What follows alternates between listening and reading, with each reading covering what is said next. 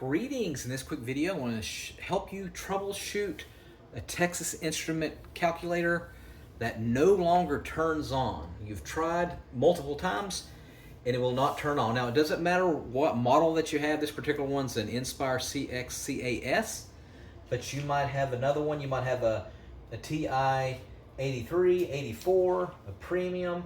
Like I said, it doesn't matter what model that you have. So the first thing I want you to do, if you're pretty sure that you've charged it up pretty good, I want you just to hold down the power button. You may have already tried this, but I want you to try to hold down the power button for 30 seconds and don't let go. And you just hold down for 30 seconds and do not let go. And then release and see if that works. Okay, if that does not work, first thing I want you to do is examine the charger cord cable itself.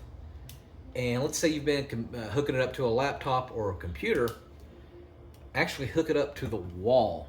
All right, so you might have to get you a wall adapter. You might have one laying around, but instead of hooking it up to a computer, you're going to hook this bad boy up to the wall, and you are not going to let go, and you're going to keep it charging for at least an hour.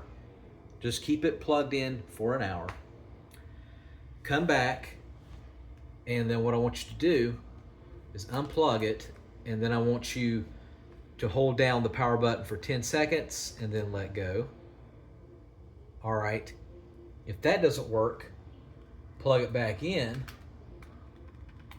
and then hold it again for 10 seconds rather, while it's plugged in, and then see if that works. If that does not work, it is a possibility it is your cord. So the Nspires and several models, they use a mini B USB that looks like this. It's the fatter one.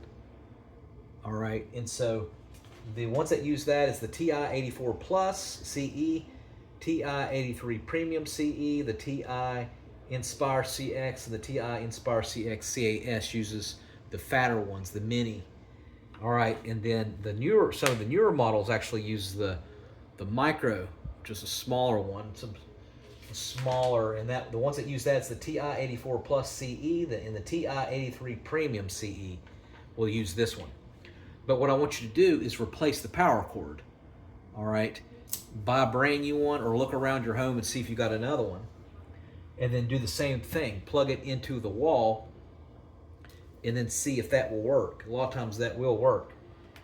Now, if you've tried that, next thing I want you to do is find a little Phillips head screwdriver or whatever and unplug it from the back. Now, if you got one of the older ones, we're talking about the ones that uses, like the AAA batteries, or they might use the old CMOS batteries, the 2032, or a button battery. What I want you to do is take the back off and remove the batteries. And of course, if it's AAA, you just replace the batteries and see if that will fix it. Same thing with the CMOS battery, go ahead and replace it. Or just keep the batteries out for 30 minutes, put the batteries back in and see if it will work.